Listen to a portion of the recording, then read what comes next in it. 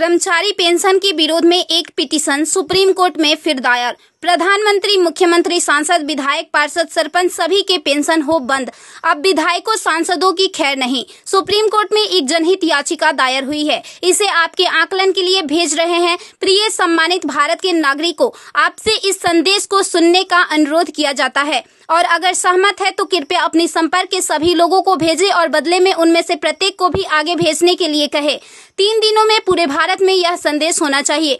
भारत में हर नागरिक को आवाज उठानी चाहिए।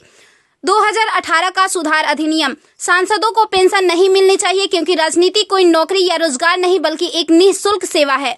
राजनीति लोक प्रतिनिधित्व अधिनियम के तहत एक चुनाव है। इसकी पुनर्निर्माण कर कोई सेवानिवृत्ति नहीं है, लेकिन उन्हें फिर से उसी स्थिति में फिर से चुना जा सकता है। वर्तमान में उन्हें पेंशन मिलती है सेवा के 5 साल होने पर। इसमें एक और बड़ी गड़बड़ी यह है कि अगर कोई व्यक्ति पहले पार्षद रहा हो, फिर विधायक बन जाए और फिर सांसद बन जाए तो उसे एक नहीं बल्कि 3-3 पेंशनें मिलती है।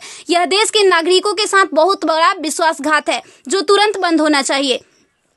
केंद्रीय वेतन आयोग के साथ संसद सदस्यों, सांसदों का वेतन भत्ता संशोधित किया जाना चाहिए और इनको इनकम टैक्स के दायरे में लाया जाए। वर्तमान में वे स्वयं के लिए मतदान करके मनमाने ढंग से अपने वेतन व भत्ते बढ़ा देते हैं और फिर उस समय सभी दलों के सुर एक हो जाते हैं। इसके उल्टा जो व्यक्ति अपने जीवन काल में 30 या 40 वर्षों तक शासकीय सेवा कर सेवानिवृत्त होता है, उसकी पेंशन बंद कर दिया जाता है। सांसदों को अपनी वर्तमान स्वास्थ्य देखभाल प्रणाली त्यागनी चाहिए और भारतीय जन स्वास्थ्य के समान स्वास्थ्य देखभाल प्रणाली में भाग लेना चाहिए। इलाज विदेश में नहीं, भारत में होना चाहिए इनका। अगर विदेश में करवाना है तो अपने खर्च से करवाए, अन्यथा मर जाए। मुफ्त छूट राशन, बिजली, पानी, फोन बिल जैसी सभी रियायत समाप्त होनी चाहिए। वे न केवल ऐसी बहुत सी रियायतें प्राप्त करते हैं बल्कि वे नियमित रूप से इसे बढ़ाते भी रहे हैं।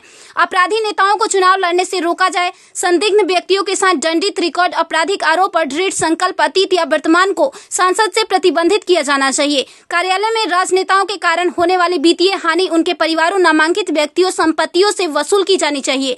सांसदों को भी सामान्य भारतीय लोगों पर लागू सभी कानूनों का समान रूप से पालन करना चाहिए।